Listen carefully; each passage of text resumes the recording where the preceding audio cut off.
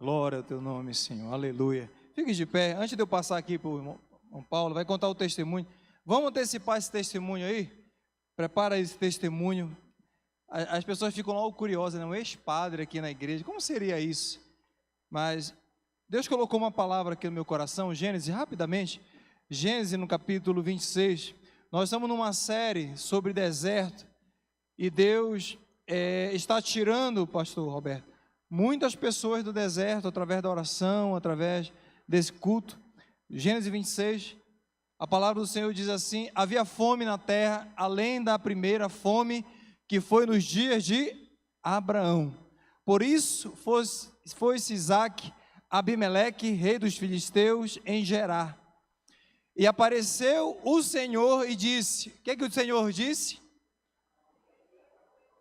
Habita na terra que eu te disser. O verso 3, peregrina nessa terra e serei contigo e te abençoarei. Levante a sua mão, porque a ti e a tua semente darei todas essas terras. Confirmarei o juramento, Deus confirma o juramento, aleluia, que tenho jurado a Abraão, teu pai.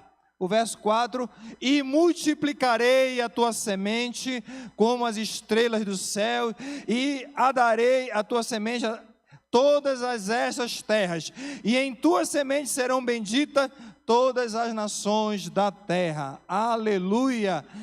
O verso 6, pode ir para o verso 6, fala de obediência. Assim, diga comigo, assim habitou Isaque em Gerar. Senhor nosso Deus, Pai, obrigado por essa palavra. Fala, Senhor, aos nossos corações. Fala, Senhor, aos nossos corações nessa tarde. Eu te peço, em no nome santo do Senhor Jesus. Aleluia. Sente glorificando ao Todo-Poderoso. Aleluia. Ele está aqui. Amado, nós estamos falando aqui sobre deserto ao longo dessas terça-feira. E quando a gente fala de vale, quando a Bíblia fala de tempestade, nós aprendemos aqui, Deus está falando de deserto. E quantos desertos, se eu for chamar aqui, olha, eu quero um testemunho de alguém que passou por um grande deserto. Tem alguém que já passou um deserto aí? Demais, né, pastor? Quantos desertos nós passamos e os homens de Deus, também na Bíblia, eles passaram por deserto. Nós estamos diante aqui de uma promessa, nós estamos diante de Isaque. A palavra Isaque no original significa filho do sorriso. Vocês lembram da história? Porque a sua mãe riu. Então era uma promessa a Abraão e ali existia uma promessa. E o nome dessa promessa era ou filho da alegria, ou sorriso, ou filho do sorriso. A tradução é a mesma. Então Isaque, quando ele nasce com uma promessa de Deus em Abraão. E quando nós chegamos aqui, irmãos, nós nos deparamos no verso 26 com uma grande crise, pastores. Uma grande crise e um grande vale. Preste atenção que eu vou ser bem breve. Amados, você imagina o que era a ausência de água aqui nessa região, naquela época.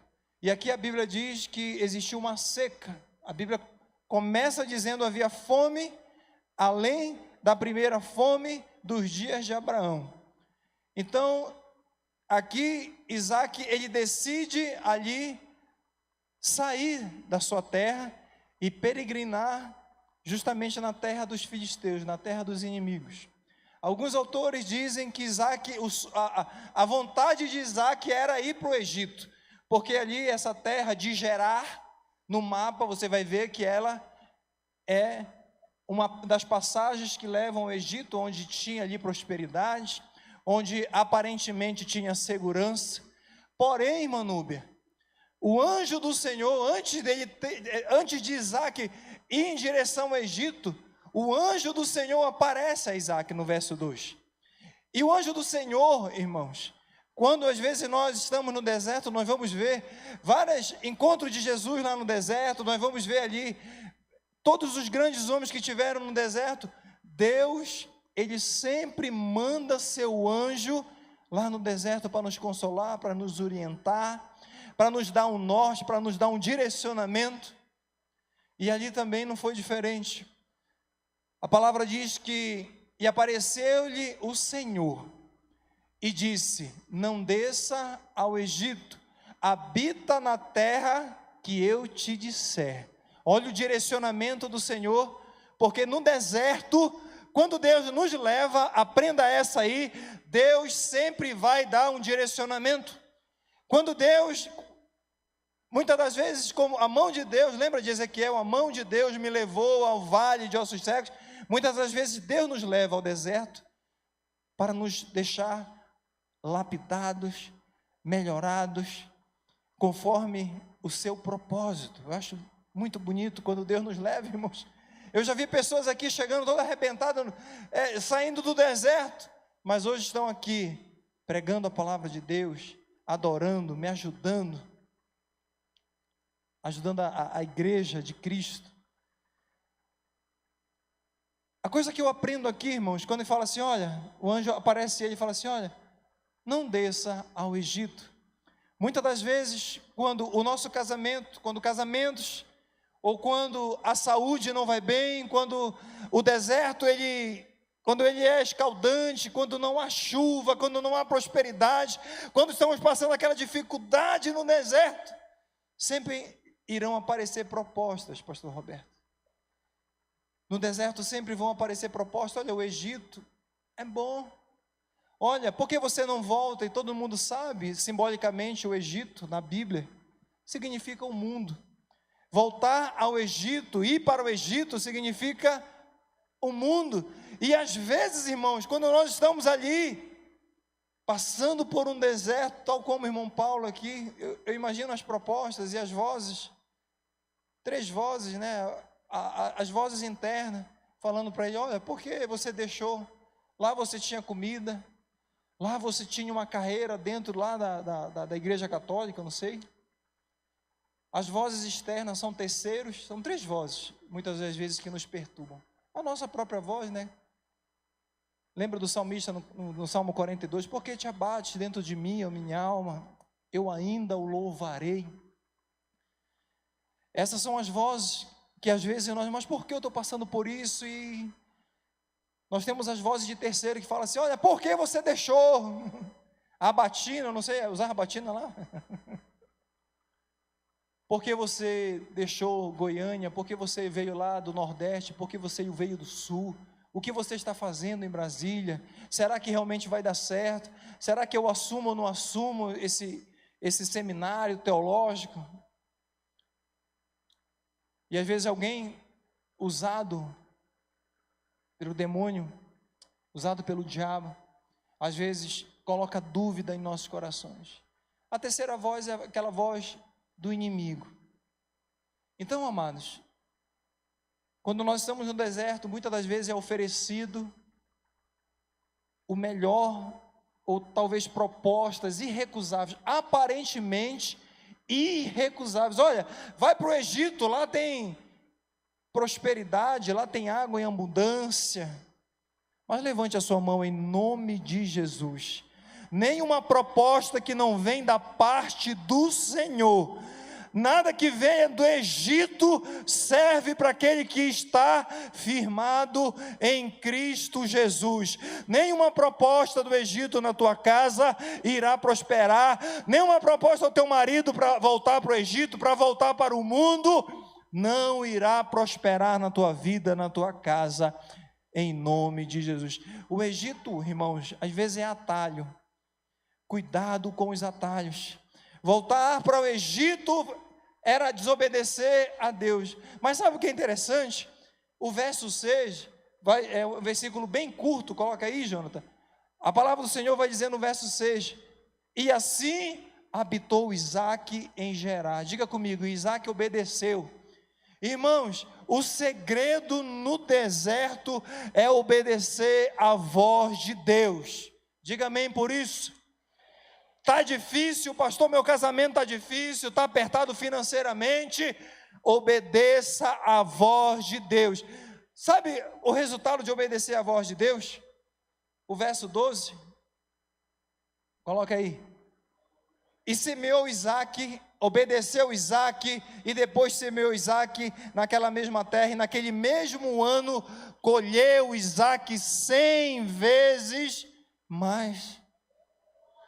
Olha aqui o padrão de Deus. Deus aparece a Isaac e fala: Isaac, eu vou te dar um comando, não vai para o Egito, não volta para o Egito, não volta para aquela vida que você tinha antes fumava, não fuma mais, aquela bebida que você bebia não faz mais, aquele adultério que você comentava não faz mais, aquela pornografia não faz mais.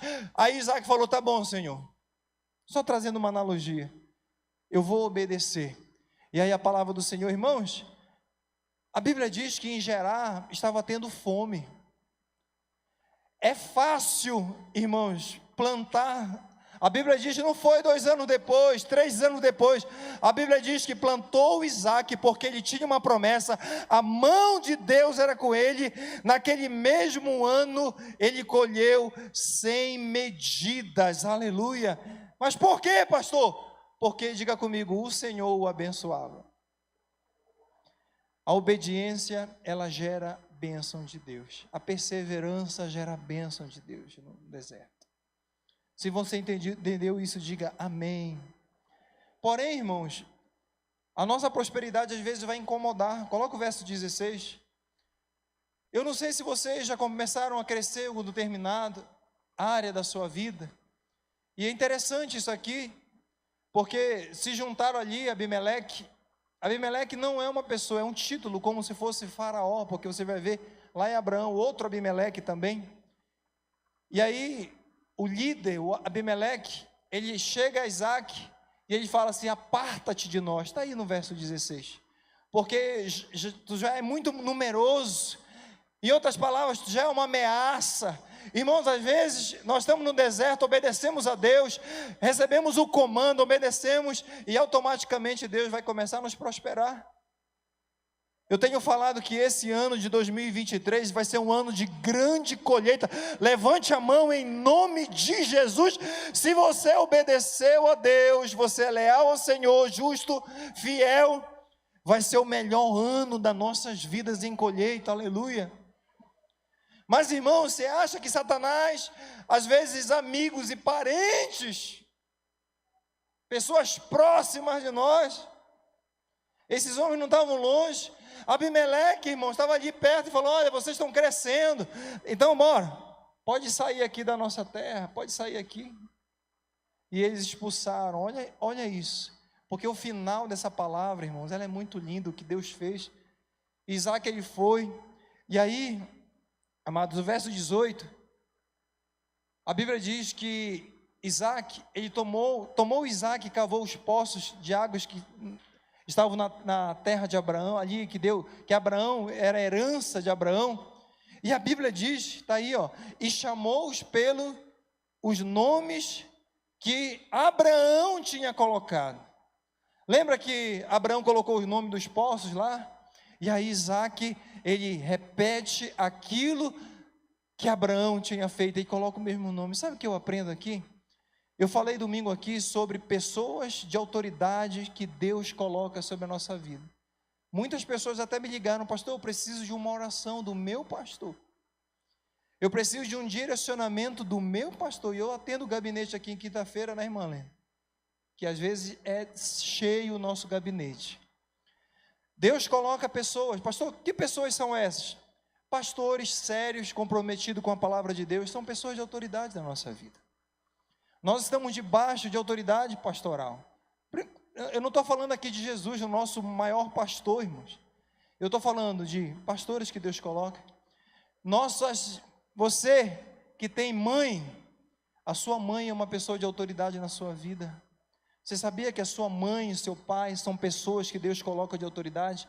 Na minha época e até hoje, se eu chegar em Belém do Pará, eu não falo assim: benção mãe, benção pai. Se eu ligar, e eu ligo todos os dias para minha mãe. Se eu não ligo, ela fala que eu já abandonei ela no outro dia, irmão. E eu ligo todo dia. E ela falou: e aí, não está faltando nada? Eu falei: mãe, benção, é porque eu estou viajando, eu estou na estrada, está falhando aqui. Fala: mas isso não é desculpa não. Ela fala: pode tomar benção. Vocês lembram que a gente tomava benção, pastor? Os nossos pais, eles são pessoas de autoridade que Deus coloca em nossas vidas. É por isso que eu estendo a mão para os meus filhos. O que eu recebi da minha mãe, eu também vos entreguei, como diz Paulo. Eu abençoo meus filhos, eu te abençoo, meu filho, eu te abençoo. Meus filhos, graças a Deus, nenhum tem nenhum tipo de doença, nunca tiveram, mas eu libero palavras de bênção sobre a minha família. Então, pai e mãe, Isaac, ele entendeu isso. Abraão, Isaac e Jacó, eles tinham essa aliança do Velho Testamento, eles entenderam isso. Irmãos, a Bíblia diz que se atentamente ouvires a voz do Senhor teu Deus, tendo cuidado de guardar todos os seus mandamentos, que hoje eu te ordeno, o Senhor teu Deus te... Então, se nós honrarmos a Deus, se nós honrarmos nossos pais, isso, a honra gera bênção na nossa vida, irmãos. Pessoas de autoridade. Terceira pessoa de autoridade, esposo e esposa. Existem mulheres que tomam atitude de homens que vão abrir negócios, comprar casas, viagens, que não pedem autorização, não é autorização, mas não pedem a concordância, a anuência da sua esposa. Deus sabe do que eu estou falando. Eu sempre sou convidado para pregar, eu vou viajar, inclusive já bem próximo, eu vou àquela conferência que tem lá na Argentina, já chegou o convite, já fizeram material lá, estão me esperando.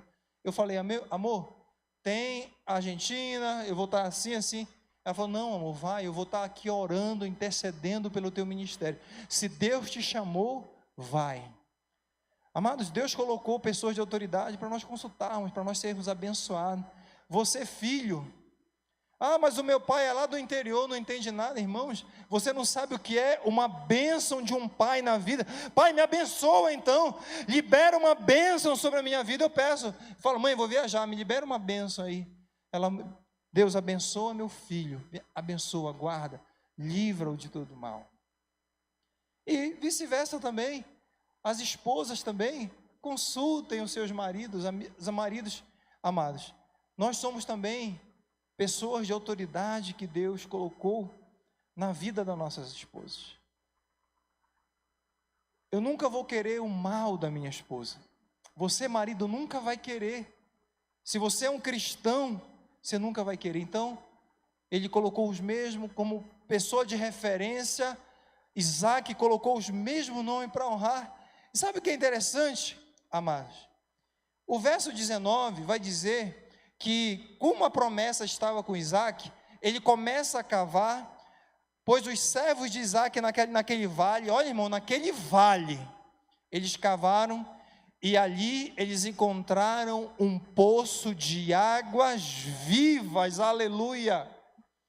Você está entendendo isso, irmãos? Isaac nasceu com o nome, uma promessa, ele obedeceu, ele não voltou ao Egito, ele obedeceu ali o comando do Senhor, ele honrou a pessoa de autoridade, e agora os servos, pastores de Isaac cavaram, e a Bíblia diz que ali nasceu um poço de água viva. Em tempos de deserto, em tempos de crise, se Deus é na minha vida, onde, levante a sua mão, onde você cavar, seja em momento de crise ou não, Deus tem poços de água viva, aleluia. Irmãos, poços de água viva naquele cenário, naquele contexto.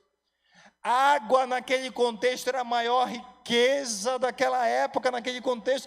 Tempo de seca e fome. Por quê? Porque não tinha água. Agora Isaac cava e nasce água viva, aleluia. Porém, a palavra do Senhor diz que os filisteus, diga comigo, os inimigos, eles perceberam que tinha água ali, e eles foram atrás, e eles falaram, esse poço aí é meu. Muitas das vezes, quando nós estamos no deserto, e Deus ele traz uma revelação, as coisas estão prosperando, aí sempre vem a contenda, diga comigo, a contenda.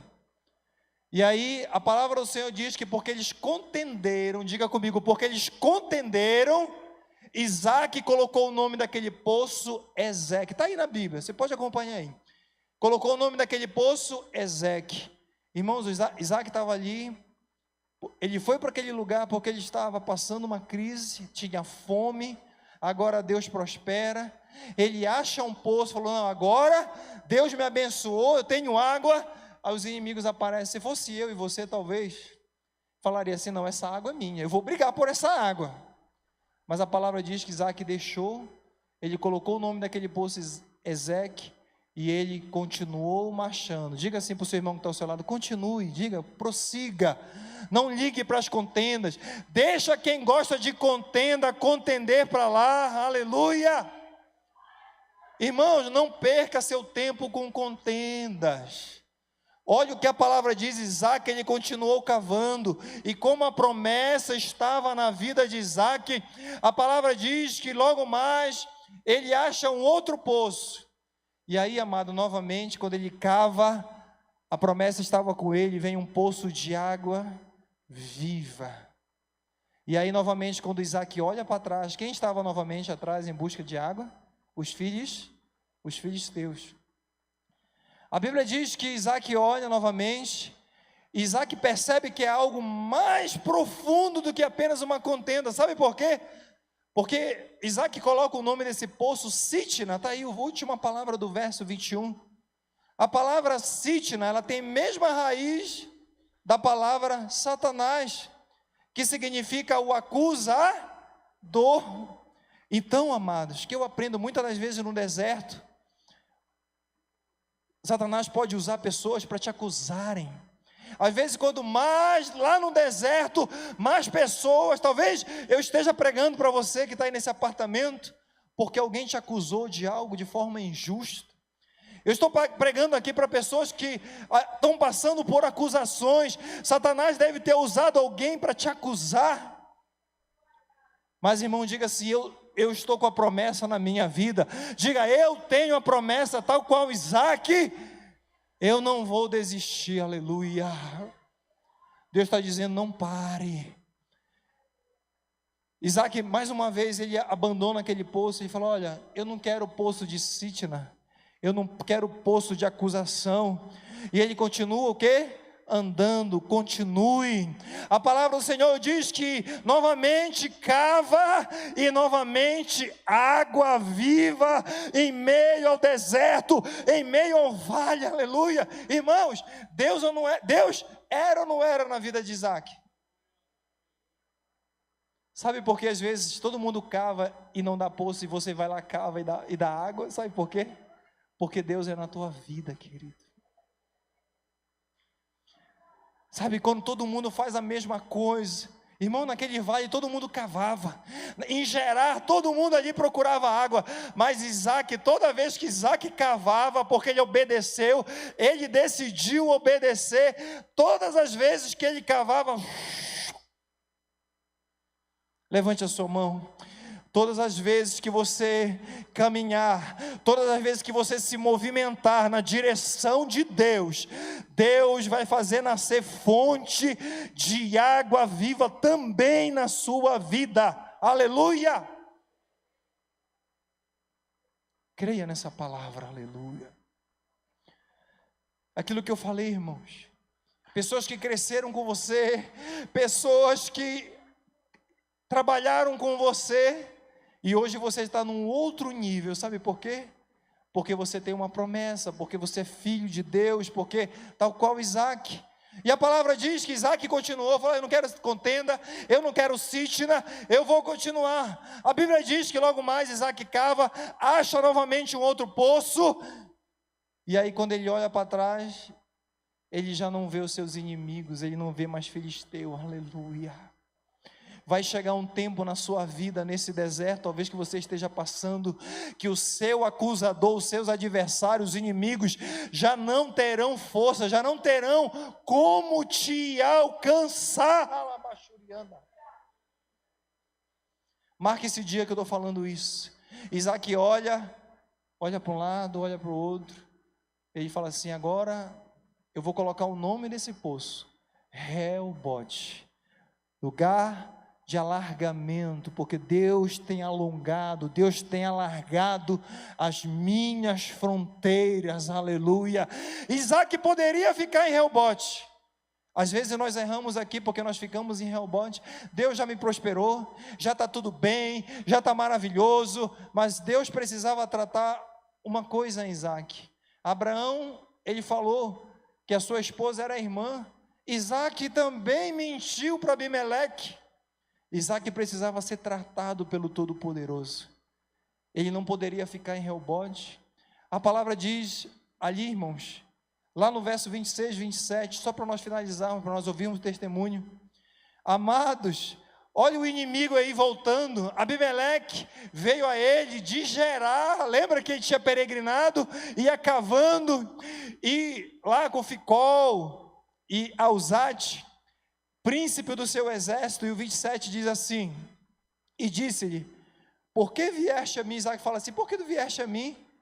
Pois você não me expulsou, não é você que me odeia? E aí, olha uma das coisas mais lindas da Bíblia, irmãos, é um padrão de Deus, coloca o 28, e eles disseram, olha que os inimigos disseram, levante a sua mão para eu profetizar isso aqui na sua vida.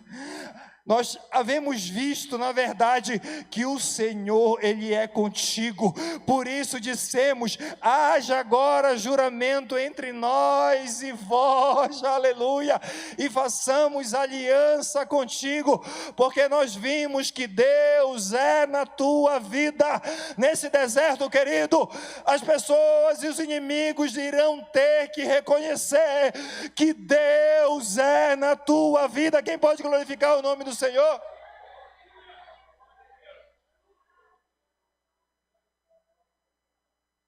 O mesmo Abimeleque que expulsou Isaac de Gerar, porque ele estava crescendo, foi o mesmo Abimeleque que foi lá dizer, eu vejo Deus na tua vida, Isaac.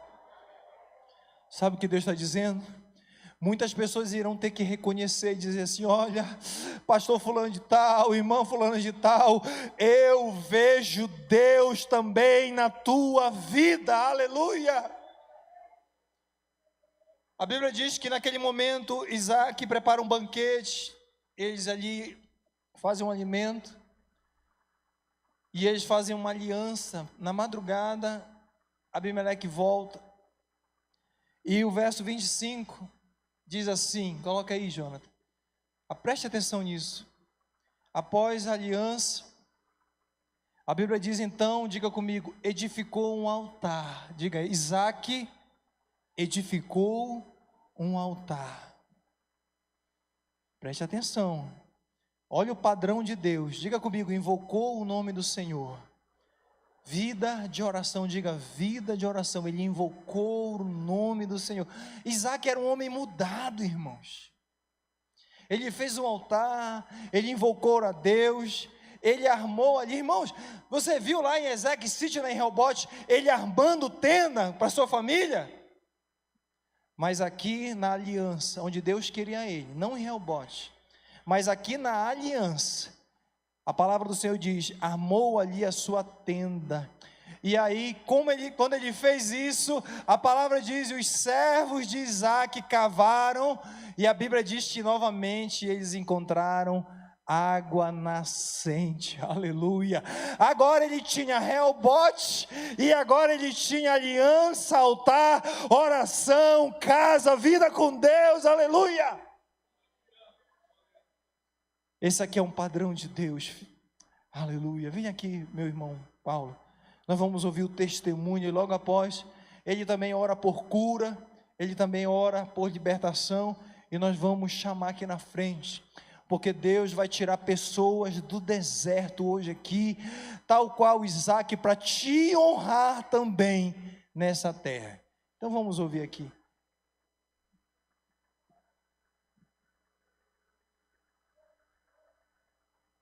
Então a graça e a paz, amém? Só para não ficar nas minhas palavras, lá no livro de Atos dos Apóstolos, capítulo 9, diz assim, indo no caminho, aconteceu que chegando perto de Damasco, subitamente o cercou um resplendor de luz do céu, e caindo em terra ouviu uma voz que lhe dizia, Saulo, Saulo, por que me persegues? E ele disse, quem és, Senhor? E disse o Senhor, eu sou Jesus, a quem tu persegues. Dura coisa te é dar coice contra os aguilhões. Amém?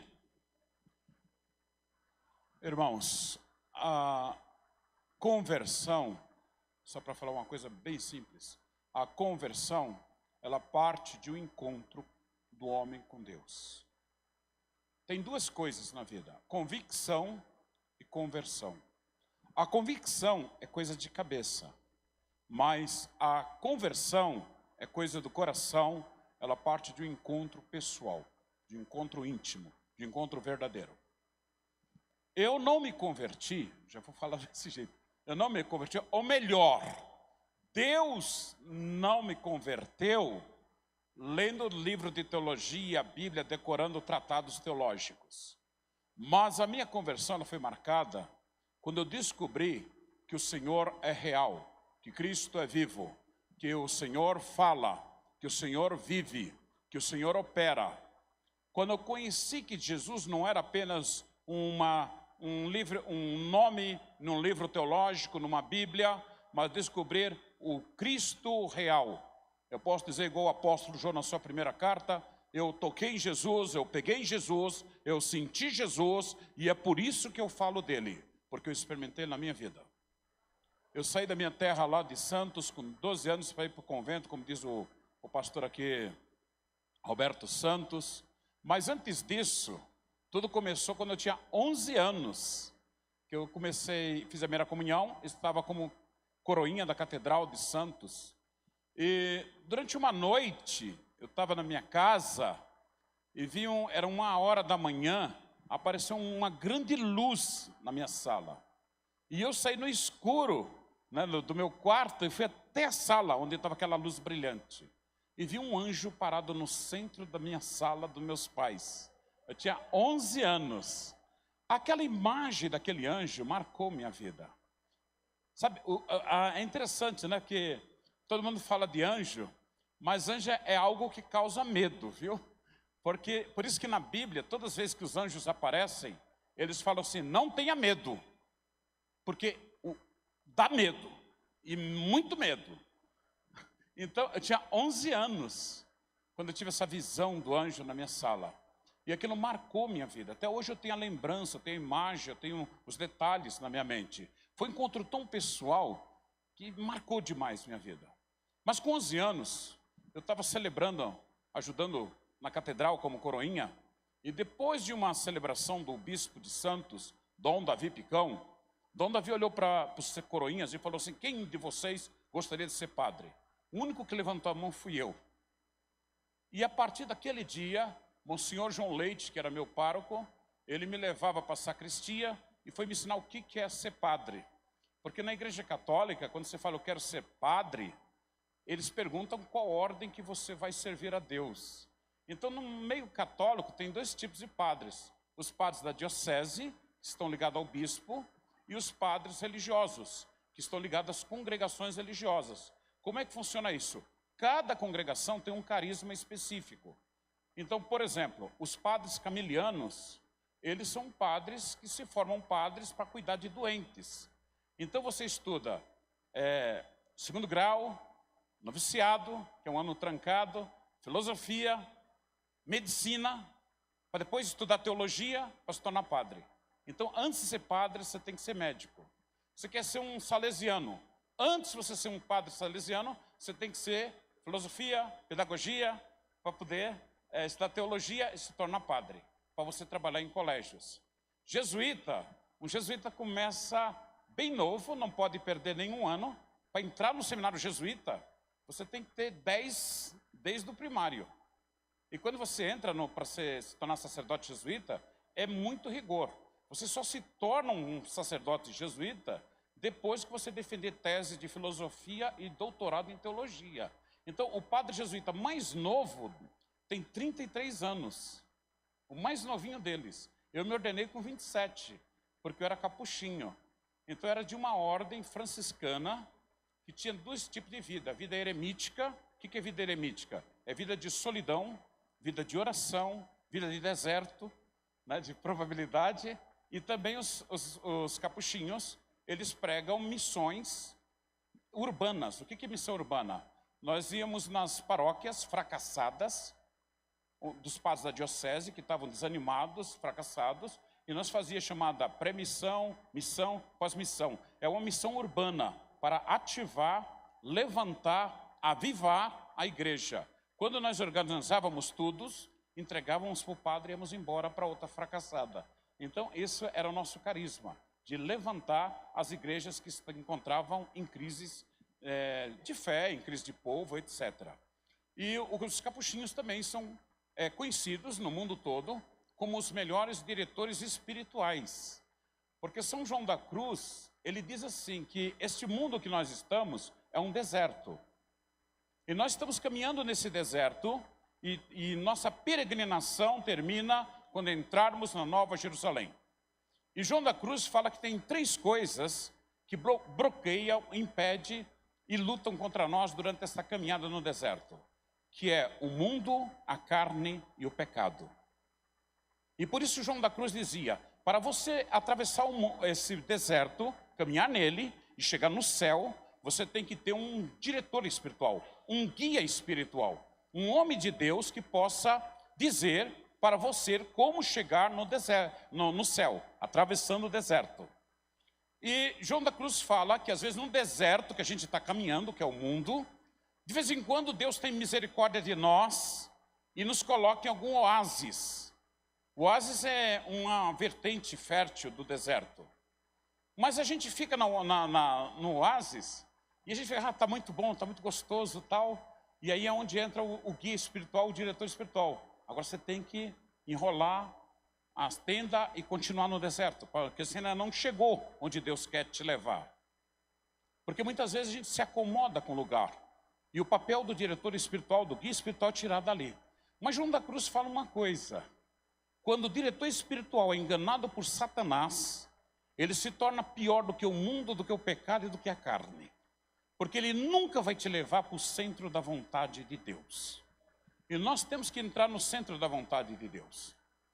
E eu me converti depois de estudar filosofia, teologia, fiz mestrado em teologia na Gregoriana, Pontifícia Universidade Gregoriana de Roma, dirigida pelos padres jesuítas. Então, depois de muito tempo, fui trabalhar nas paróquias, fui capelão do Carandiru, na época tinha 11 mil presos. Eu nunca tinha entrado numa delegacia para tirar um RG, fui ser capelão do Carandiru. Olha que coisa, né? Mas foi uma experiência muito forte na minha vida. Muito forte. Muito intensa. Lidar com o ser humano decaído, problemático, atrás de uma grade. Não era porque eu amava bandido, essas coisas. É porque eu sabia que atrás de uma grade havia alguém que precisava de um socorro, de uma ajuda, que clamava por Deus. Esta foi minha missão como capelão. Fui também capelão do Hospital das Clínicas de São Paulo. E depois também, passado um bom tempo, eu estava numa crise de fé. Procurei um diretor espiritual amigo meu e falava, meu Deus, o que eu vou fazer se eu morrer hoje? E ele falou assim, mas você vai para o céu. Eu falei, eu não vou para o céu porque eu não tenho obras. Eu achava que faltava algo na minha vida. Algo que completasse a minha experiência com Deus. E aí eu cheguei para o meu superior e falei, olha padre, eu peço uma coisa para o senhor. Ele falou, o quê? Me ajudar a lutar contra mim mesmo. E ele falou, então pode pedir. Eu falei, eu quero ficar no meio dos leprosos. Porque São Francisco se converteu beijando o leproso. Eu também quero me converter beijando o leproso. Então você sabe da história de Francisco, que ele estava negociando peças de roupa para o pai dele com 25 anos. E os leprosos iam atravessar a cidade, e para o leproso atravessar a cidade, ele tinha que bater um sino e bater no peito e gritar impuro, impuro, que era para as pessoas se trancarem, para eles poderem passar. E São Francisco, distraído, não percebeu o toque dos leprosos. Quando de repente ele estava cara a cara com um leproso, 25 anos ele tinha. E na hora que ele viu o leproso perto dele, ele tentou pegar o cavalo para correr. O leproso falou assim para ele, por que tu foges, homem de Deus? Quando falou isso, ele parou, tirou todo o dinheiro que tinha no bolso, que tinha vendido dos negócios do pai, deu para o leproso e beijou o leproso.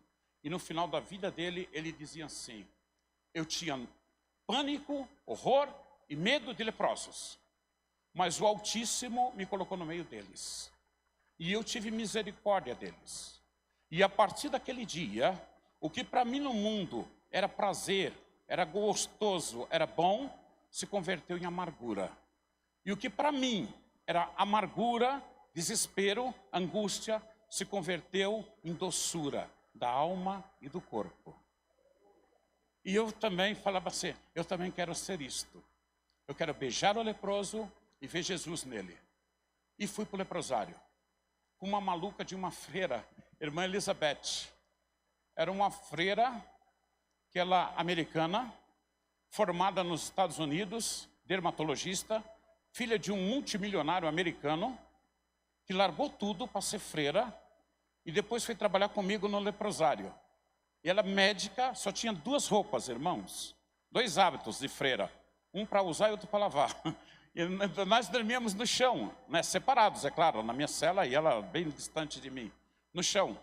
Cozinhava em fogão a lenha e passava o dia todo tratando de leprosos, famílias inteiras, 100 famílias de leprosos.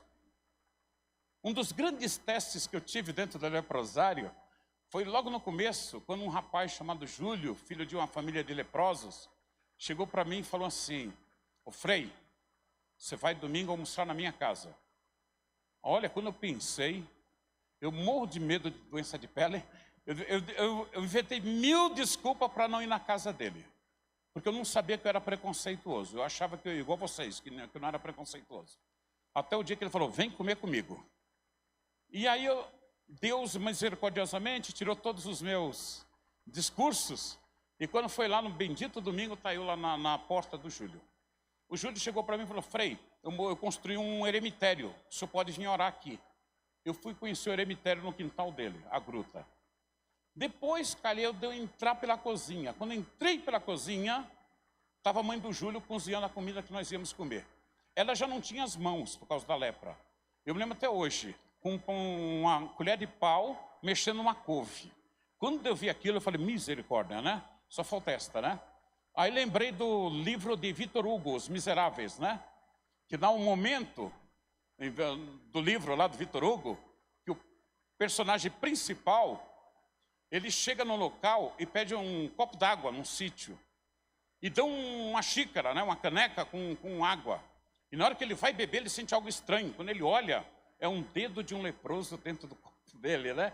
E eu cheguei lá, olhando nos copos, né? Olhando para ver se não via nada estranho. Porque eu lembrava de Victor Hugo, Os Miseráveis. E aí, irmãos, me colocaram naquela sala. Que não era sala, sabe? Era um espaço com aqueles bancos antigos de igreja, que não tem encosto, com a mesa bem no meio, cheio de comida. E eu pensando que ia comer com a família do Júlio, cheguei lá, tinha 30 leprosos para comer comigo. Eu no meio deles. E vocês sabem que a lepra é uma doença séria, porque a pessoa apodrece vivo, né? E vai caindo as partes do corpo. E aí eu cheguei lá, o pessoal, vamos comer. E eu dizia assim, né? Não, estou de jejum, né? Olha, eu, né? De jejum, de dieta.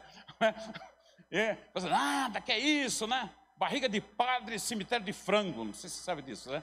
Barriga de padre, cemitério de frango. Aí fizeram aquele prato assim, que eu falei, misericórdia, né? Foi a primeira vez, irmão, que eu comi na minha vida, não sei o que eu comi. E não sei que gosto tinha. Porque cada garfada era uma Ave Maria, né? Sabe, eu acho que eu rezei o terço inteiro. Porque eu me concentrava, Senhor Jesus, e dava uma garfada, né? Aí quando eu ia mastigar, ficava Ave Maria, cheia de graça, sem eles perceberem, né? Só na minha mente. Quando eu terminei aquele sufoco, o pessoal vai repetir o prato. Eu falei, misericórdia, agora eu morro. Mas o que Deus faz, né? O Senhor nos coloca nessa situação, porque quem está em xeque é nós, né? Nós estamos em xeque. Porque Deus, ele tem um jeitinho de entrar no nosso coração, na nossa vida, e quebrar as nossas estruturas, quebrar os nossos preconceitos, quebrar os nossos conceitos, né? E nessa tarde o Senhor também entra na tua vida, né? Quebrando teus conceitos e preconceitos. Mas um momento forte na minha vida foi quando eu estava preparando, andando no pátio, no escuro em São Paulo, me preparando para celebrar uma missa. Meus colegas tinham ido viajar para um congresso, estava só eu para celebrar. E eu comecei a ouvir vozes. Primeiro eu senti uma pessoa do meu lado. Depois comecei a ouvir vozes. Mas era a voz do Senhor falando comigo. Era uma voz diferente. Eu no começo pensei, será que eu estou louco? Agora estou escutando vozes, né? Já pensou? Mas tudo que o Senhor falou comigo aconteceu naquela mesma noite. Este foi um sinal muito interessante. Porque eu não podia ser louco e tá vendo as coisas, e ouvindo as coisas. Mas Deus trabalhou tremendamente comigo, né? E Ele mostrando para mim que Ele era real, que Ele era vivo. Porque o nosso Deus, irmãos, Ele é vivo porque Ele é a palavra. O nosso Deus é vivo porque Ele fala. E o falar de Deus produz vida, produz transformação, produz renovação. Eu às vezes prego, mas eu passo horas e horas escutando o que o Senhor quer que eu pregue. Eu não fico, sabe, na pilheira, não sou contra, mas eu aprendi a ouvir Deus, aprendi a buscar o Senhor, aprendi a ser ensinado pelo Espírito Santo, desde esse dia que o Senhor se encontrou comigo. E o Senhor dizia para mim assim, olha, eu vou fazer uma obra na sua vida. Jacó, ele lutou com Deus durante uma noite. Eu lutei com Deus durante um ano. Um ano. Porque todas as madrugadas estava eu de joelho chorando. E o Senhor dizendo, eu vou fazer uma obra na tua vida. Eu não sabia que obra que o Senhor queria fazer na minha vida. Mas uma coisa foi certa, foi um encontro muito real, muito forte com Ele. Aí a primeira parte, eu estava em São Paulo fazendo um retiro junto com o pessoal da Canção Nova. E era um retiro para sacerdotes. E quem estava pregando era Padre Jonas Abib, da Canção Nova. E Padre Jonas falou assim, olha, se alguém de vocês quiser ir lá embaixo, na parte de baixo do convento, tem uma sala preparada para oração. E tem umas mulheres lá intercedendo. E quando foi no intervalo, eu mais 2 padres, amigo meu, Padre Renato e Josmar Gravonsky, nós 3 descemos e entramos naquela sala para orarmos. Era um carpete, não tinha banco nem nada. Pegamos a almofada, sentamos no fundo, mas na frente tinha 3 mulheres de costa para nós, de joelhos, orando. E daqui a pouco uma delas se levanta e vai até nós, e eu estava no meio dos 2, aponta o dedo para mim e fala, eu preciso falar com o Senhor. Eu nunca tinha visto aquela mulher, não conhecia, não sabia onde é que era outra cidade. E quando eu saí para fora, essa mulher falou assim para mim, assim, olha, há 3 noites que eu sonho com o Senhor. E há 3 noites eu vejo uma multidão com Bíblias e vejo o Senhor pregando em cima de uma janela. Eu não sei o que Deus quer de você, mas eu tenho certeza que é o Senhor, porque na hora que o Senhor entrou na capela, eu pedi para Deus, confirma se é o homem dos meus sonhos. E ela falou assim que de repente o altar apareceu um monte de Bíblias que começaram a se abrir uma atrás da outra. Então, irmãos, não fui eu que me converti, é o Senhor que me converteu. O Senhor foi trabalhando comigo, né? A primeira parte, né? Vocês sabem que padre reza ofício, e reza missa, e reza terço. Mas não tem vida de oração, sabe? Não tem esse negócio de falar com o Senhor, conversar com Deus, ter momentos, né? Muito forte com Deus. Não tem isto, não é prática dos conventos. Mas a primeira vez que eu fui orar foi o seguinte, eu estava nessa fase, na minha paróquia, e fazia parte desse aprendizado que o Senhor estava me conduzindo. Havia um casal que tinha tido um bebê, e o bebê tinha tido um problema na válvula mitral do coração, e os médicos do INCOR estavam assim, se opera, morre, se não opera, morre, mas se operar tem uma chance de sobrevivência, mas se não operar é morte na certa, mas também na operação ele pode morrer durante a mesa cirúrgica. E o casal só chorava, e com os papéis do INCOR para assinar, para autorizar a cirurgia, e perguntando para mim o que devia fazer. E eu naquele desespero, foi a primeira vez que eu coloquei a mão na cabeça de pessoas e comecei a orar e repreender. No dia seguinte, o casal se dirige às 7 horas da manhã para o INCOR, e quando faz os exames preliminares para a operação, a válvula estava completamente curada, sem intervenção, sem nada. Então, quer dizer, Deus, eu falo assim, Ele começou a mostrar para mim que Ele era real, que Ele escutava a minha oração. Eu estava na capela um dia, orando à tarde, e eu parecia, sabe aquele dia assim que você não está muito inspirado? Parecia que minha oração não passava do teto. E eu falei, Senhor, dá uma prova de que o Senhor está me escutando esta minha oração. E eu estava lendo o Cântico de Maria, o Magnificat. A minha alma engrandece o Senhor, e meu espírito exulta em Deus, meu Salvador. Mas de manhã, naquele dia, um casal de japoneses da zona sul de São Paulo havia ido até a minha casa pedindo oração, porque a mulher estava com câncer no seio e iria amputar o seio para poder tirar o câncer. E eles foram de manhã, bem cedo, umas 8 horas da manhã. Eu orei pelo casal, eles chorando muito com as maletinhas, né, que a mulher ia ficar internada, né, os pijamas, sei lá, as camisolas, etc. E foram. Mas à tarde, era 5 da tarde, estava eu lá na capela, um tipo ateu, perguntando se Deus estava escutando minha oração.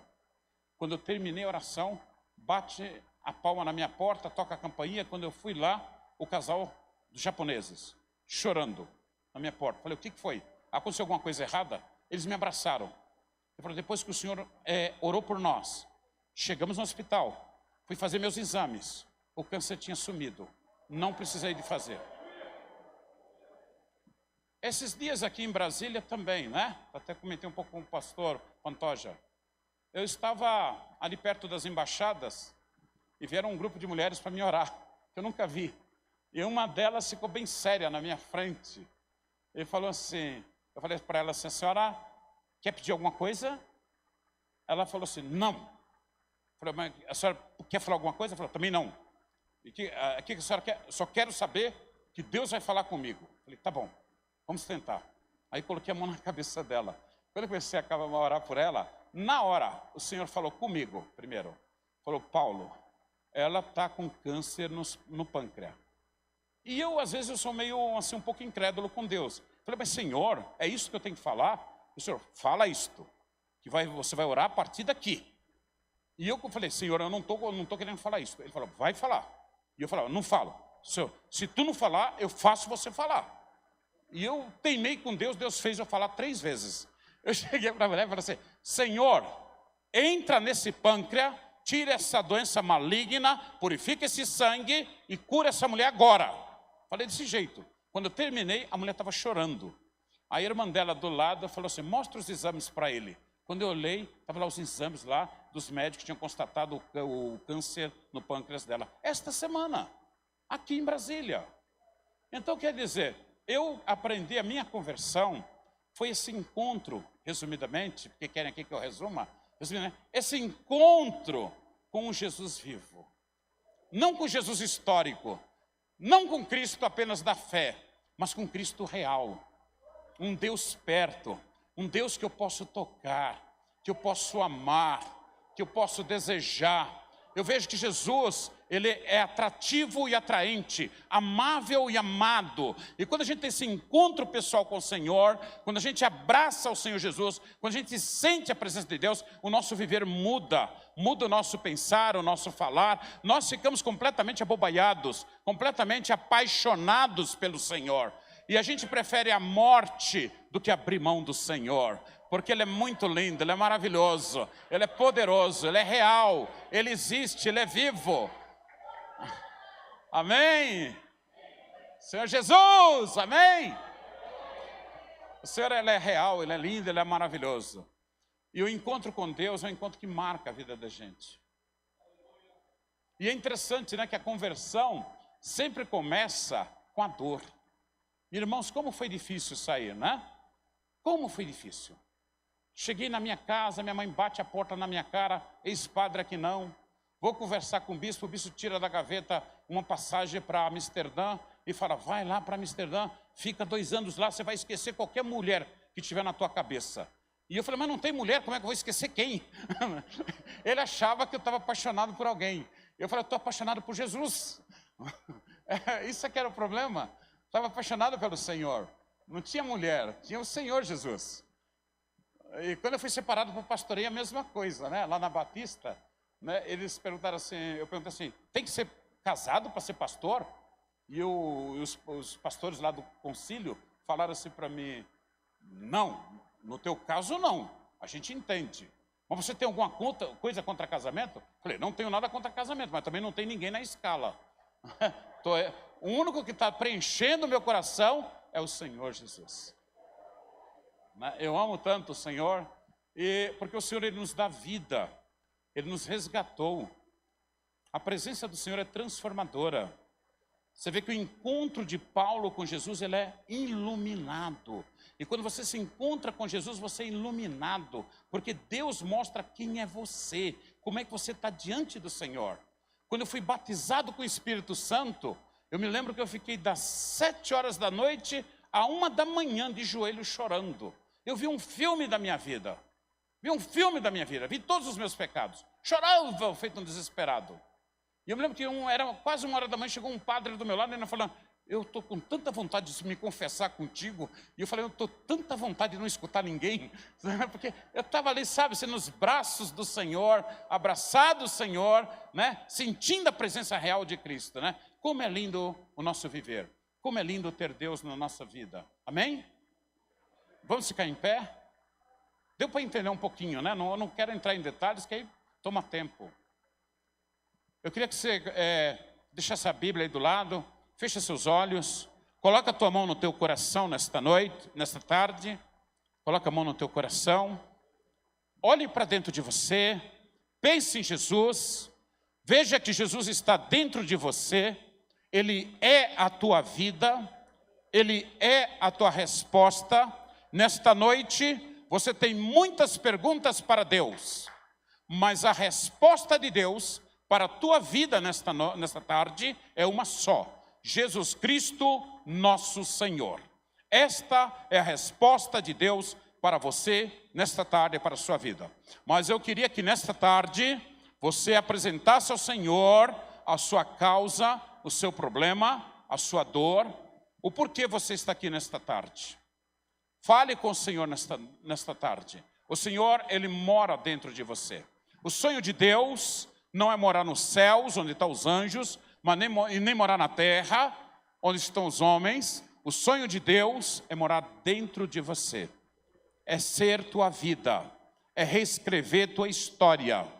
E Jesus, quando Ele entra na tua vida, Ele não está querendo consertar tua vida, porque consertar é remediar, é colocar remendos. Mas o Senhor, nesta tarde, Ele quer te dar uma vida nova. Ele quer que você experimente o novo dEle. E, portanto, nesta tarde, Jesus, Ele é teu caminho, Ele é teu alvo, Ele é teu objetivo, Ele é tua vida, Ele é tua essência, Ele é tua segurança, Ele é tua proteção, Ele é teu consolo, Ele é teu amparo, é Ele que te segura pela mão direita, é Ele que te salva, é Ele que liberta, Ele é teu remédio, é tua saúde, é tua cura nesta tarde. Que nesta tarde o Senhor, Ele possa estar na tua frente te guiando, do teu lado amparando, nas tuas costas te defendendo, dentro do teu coração habitando, acima de você abençoando.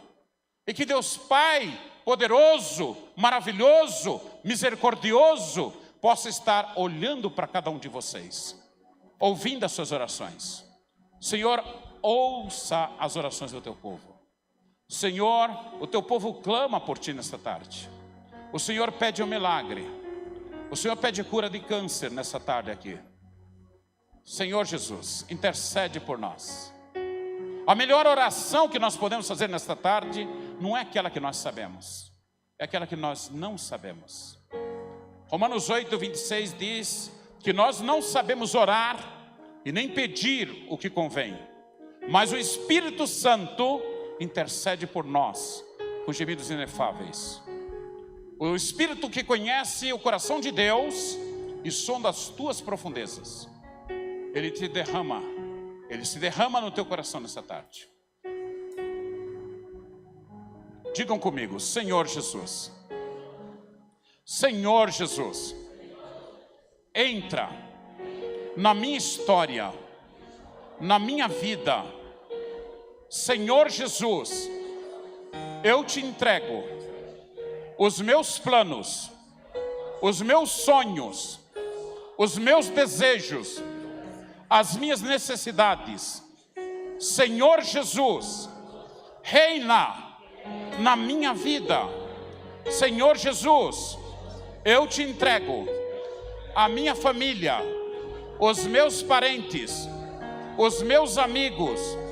Reina Jesus na minha família.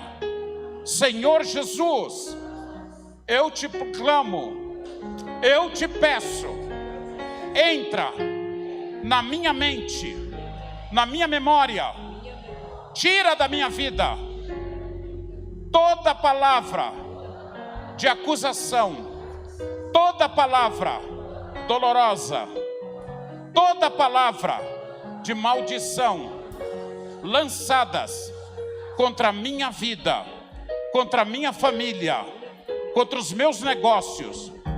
Senhor Jesus, quebra nesta tarde as correntes de maldição que eu trago na minha família. Senhor Jesus, entra em mim e tira de mim todo o trauma, toda mágoa, toda ofensa, todo desespero, toda falta de esperança, toda doença. Senhor Jesus, Tu és o meu remédio, Tu és a minha saúde, Tu és a minha cura. Cura, Jesus, a minha alma, o meu espírito, o meu corpo. Senhor Jesus, passeia dentro de mim, ministra dentro de mim. Senhor Jesus, eu quero nesta tarde ser curado, ser renovado, ser transformado. Eu estou cansado, Jesus. Eu estou desesperado, Jesus. Muda minha vida, muda minha história, muda meu coração, traz libertação. Também nesta tarde, pela autoridade que há, no nome de Jesus, pelo sangue dele, vertido na cruz e derramado na minha vida, purificando o meu ser, purificando o meu coração, que o Senhor nesta tarde destrua todas as armas do inimigo forjadas contra a minha vida, contra o meu lar, contra a minha casa, contra os meus negócios. Todo laço do passarinheiro, toda peste perniciosa, sejam banidas, sejam expulsas pelo nome de Jesus. Há poder no nome de Jesus. A tua palavra diz, Jesus, todo aquele que invocar o nome do Senhor será salvo. Todo aquele que invocar o nome do Senhor será curado. Todo aquele que invocar o nome do Senhor será transformado. Jesus, Jesus, Jesus, Jesus é Senhor, Jesus é Senhor, Jesus é Senhor da minha vida, Jesus é Senhor do meu ser, Jesus é Senhor da minha história. Ó Senhor Jesus, Tu és bom, Jesus. Opera na minha vida, Senhor. Opera nesse povo, meu Deus. Vem fazer Teu milagre aqui, Senhor. Vem curar, Senhor. Cura esse coração que está batendo fraco, Senhor. Cura, Jesus. Cura essa dor de cabeça que não passa, essa enxaqueca, Jesus. Cura, Jesus. Essa dor que está dando em cima do estômago, Jesus. Senhor, vem tocar nos intestinos, ó Pai. Tira todo o cálculo renal nessa tarde, Senhor. Senhor Jesus, toca nas vias urinárias, Senhor. Cura as próstatas, ó Deus. Vários homens aqui estão recebendo a cura da próstata, em nome de Jesus. Senhor Jesus, toca nesse útero, ó Pai. Toca nessas glândulas, ó Pai. Senhor Jesus, tira toda a dor nas costas, ó Pai. Toda falta de ar, todo problema do pulmão nesta tarde, Jesus. Senhor, toca em cada coração aqui. Senhor, toca nas veias, toca no sistema circulatório do corpo. Senhor, coloca a Tua graça, coloca Teu véu nesta tarde. Senhor, vá de encontro àquele que já está até desesperado de tanto clamar a Ti. Que o Senhor possa fazer o milagre nesta tarde, o operar de Deus. Senhor, vem derramar a Tua unção, vem derramar a Tua cura nesta tarde, vem derramar Teu poder nesta tarde. Eu creio, Jesus. Eu creio, Jesus. Eu creio que Tu está operando nesta tarde aqui. Eu creio que as vidas estão sendo salvas, que as vidas estão sendo curadas, Pai. Senhor Jesus, eu creio nesta tarde. Eu queria que você fizesse uma coisa nessa tarde. A Bíblia diz assim, que se o Filho vos libertar, sereis verdadeiramente livres. Então diga para Jesus nessa tarde, se o Filho, bem forte, se o Filho me libertar, eu serei verdadeiramente livre. Eu creio. Se o Filho libertar, fala o nome do teu parente que está nas drogas, no álcool, nos vícios. Fala o nome dele. Ele ou ela será verdadeiramente livre. Fala o nome daquela pessoa que está doente na sua casa. Fala o nome dela e diga, fulano, se Jesus te libertar, eu creio, você vai ser verdadeiramente livre. Livre da doença, livre das drogas, livre da angústia, livre da depressão, livre da ansiedade nesta tarde. Livra dos seus hábitos que ofendem a Deus. Senhor Jesus, Senhor Jesus, Senhor Jesus. Vamos levantar nossas mãos nessa tarde. Vamos agradecer ao Senhor. Comece a louvar a Deus. Tome posse da tua vitória. Tome posse da tua cura. Tome posse do teu milagre. Diga, eu creio, Jesus, que o Senhor me escutou. Eu creio que a minha oração chegou no teu trono. Eu creio que o milagre está operando na minha casa. Eu creio que o milagre opera no meu ser nessa tarde. O Senhor é poderoso. Ninguém sabe, ninguém conhece, mas o meu Deus me visita nesta tarde. O meu Deus me traz